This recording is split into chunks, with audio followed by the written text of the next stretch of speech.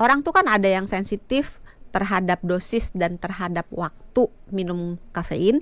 Ada yang kayak Gatot Kaca, kebal, mau minum berapa banyak, mau minum kapan juga nggak ada efeknya terhadap badannya dia gitu. Ada orang yang sama sekali nggak bisa minum kopi. Kalau misalnya orang tersebut minum sensitif terhadap kopi dalam jumlah yang besar, maka dengan diencerkan dia minumnya pelan-pelan, maka kafeinnya kan masuknya pelan-pelan gitu sih. Oke. Tapi intinya batas wajar itu kalau diterjemahkan ke dalam cangkir 2-4 ya? Ya.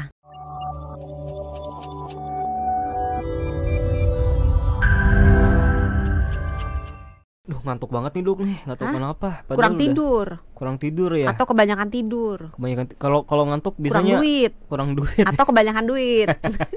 Kayaknya harus minum kopi deh Dok.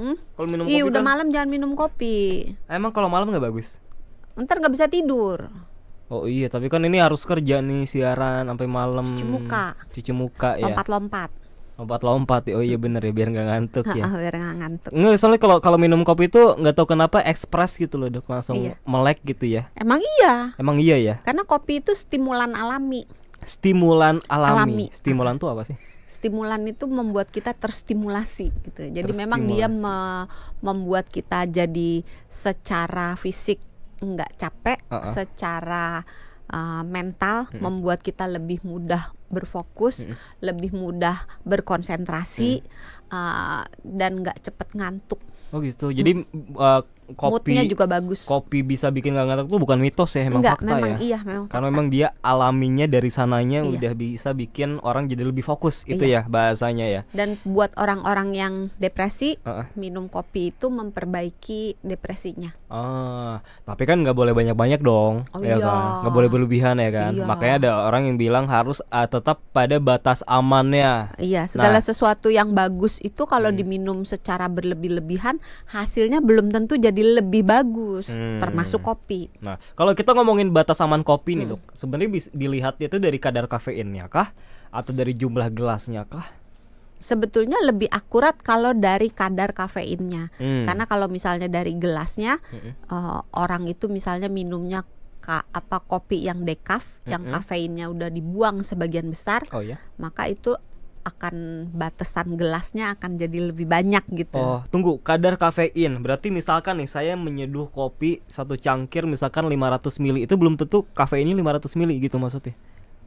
Tergantung biji kopi yang digunakan, tergantung cara menggilingnya, tergantung cara menyeduhnya, tergantung ditambahkan apa di dalam kopi itu, tergantung apakah senduhan kopinya itu si bubuk kopinya itu dibiarkan di dalam atau dibuang. Wah, kalau gitu susah Dok dong. Kalau misalkan batas aman kopi dilihatnya dari kadar kafein, apalagi kalau sasetan ya kan?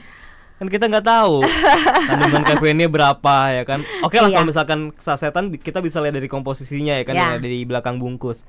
Kalau kita beli di coffee shop kan kita nggak bisa nanya kan ini kadar kafeinnya berapa.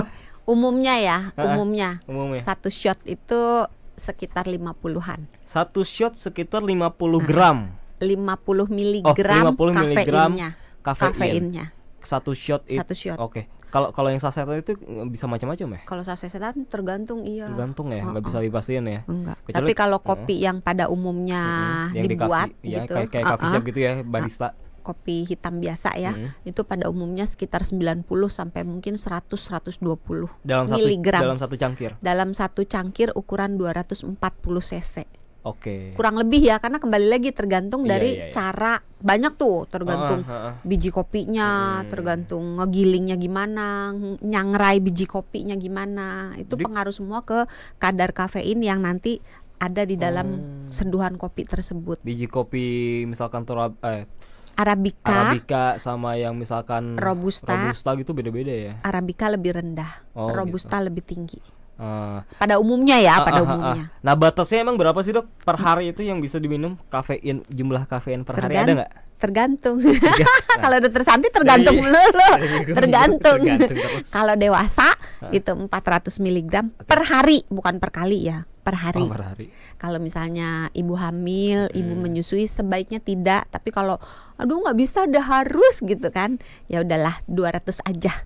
Kalau anak-anak biasanya kita kasih batas di bawah 100 tergantung umurnya. Tapi tidak dianjurkan ya. Sebaiknya anak-anak, ibu hamil, ibu menyusui sebaiknya tidak. Tadi dokter Santi bilang rata-rata itu bukan rata-rata, umumnya satu shot itu ada berapa? 50-an. 50-an. Kalau dalam satu cangkir 240 cc ada 100-an ya. Biasanya satu cangkir 2 shot ya. Satu apa 2 shot? Satu shot. Kalau satu permintaan kan? Ya tergantung permintaan. Ya 50 sampai 100 lah ya. Berarti kalau 400 mg ya berarti 4 kali ngopi 4, ya. 2 sampai 4 kali ngopi. Kalau diterjemahkan dalam bentuk cangkir sebagaimana umumnya biasanya 2 sampai 4. Oh, cangkir. 2 sampai 4 cangkir. Tapi yang 2,5 ya, jangan kayak Mas Sony bilang 500.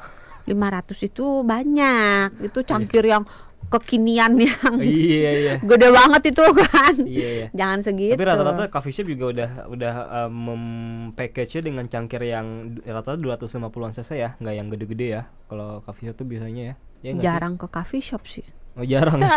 Gue jujur banget ya. Kalau di coffee shop tuh dia nggak pakai cangkir yang gede-gede sih, emang yang segitu. Gitu. Tapi kalau di coffee shop itu kan tergantung coffee shopnya lagi di mana. Iya, biasa ada ukurannya ya. Iya, ada ukuran small medium. Terus ya. Di coffee shop itu jarang yang cuman kopi sama air panas. Apa namanya? Americano. Jarang. Biasanya orang pesennya kan banyak tambahan-tambahannya. Americano kan pahit ya. Biasanya kan mintanya yang latte. Sebetulnya pahit tidaknya tergantung jenis kopinya sama tergantung sangrainya. Kalau sangrainya lama, biasanya dia akan lebih pahit, tapi konsekuensinya kafeinnya akan lebih rendah. Iya kan banyak orang kan tadi dokter bilang pilihnya yang bukan yang pahit, yang ada manis kayak kan. Misalkan ada latte-nya atau yang ditambah susu. Nah, kalau untuk apa nih? Tergantung karena kopi itu mau ditambahkan sesuatu atau tidak tergantung orangnya. Dalam arti gini nih, kalau mau ditambahin gula, ya tergantung orangnya lagi butuh gula atau tidak. Kalau dia butuh gula sebaiknya kenapa? Yang mau saya tanyakan itu, Dok, kalau ditambahkan sesuatu katakanlah gula atau susu atau kafeinnya akan terencerkan. Kafeinnya akan berkurang kadarnya nggak dalam satu cangkir itu? Sebenarnya bukan berkurang tapi jadi encer. Jadi encer. Apa yang terjadi kalau kafeinnya jadi encer, Dok? Maksudnya gini loh, tidak sekental kalau misalnya airnya cuma sedikit. Kalau dia menjadi encer, sebenarnya diminum sama aja sih kalau diminum semuanya. Kebayang gak sih? Iya. Ya kan, tapi kalau misalnya diencerkan terus minumnya pelan-pelan, maka si kafein orang tuh kan ada yang sensitif terhadap dosis dan terhadap waktu minum kafein, ada yang kayak Gatot Kaca kebal, mau minum berapa banyak, mau minum kapan juga nggak ada efeknya terhadap badannya dia gitu. Ada orang yang sama sekali nggak bisa minum kopi. Kalau misalnya orang tersebut minum sensitif terhadap kopi dalam jumlah yang besar, maka dengan diencerkan dia minumnya pelan-pelan, maka kafeinnya kan masuknya pelan-pelan gitu sih. Oke. Tapi intinya batas wajar itu kalau diterjemahkan ke dalam cangkir 2 sampai 4 ya? Ya. Per hari. Per hari, bukan per kali duduk. Oke, per kali duduk.